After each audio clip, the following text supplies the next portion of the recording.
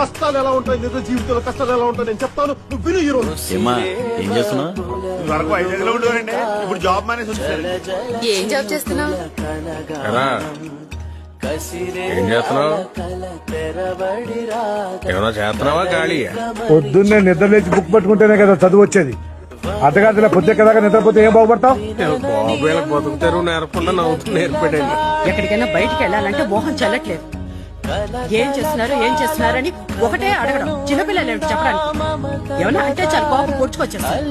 తమ్ముడు అంత కష్టపడుతున్నాడే, మనం ఏదైనా పని చేయాలని ఉండదు.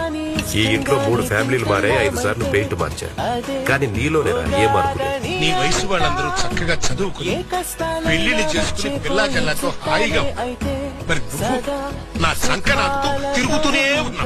ఇంత వయసు వచ్చినా ఇంకా తండ్రి మీద ఆధారపడి తింటున్నావు అంటే నువ్వు కుర్చేతో తింటలేదురా, ఎడం చేత్తో తింటున్నావు. నీలాంటి కొడుకు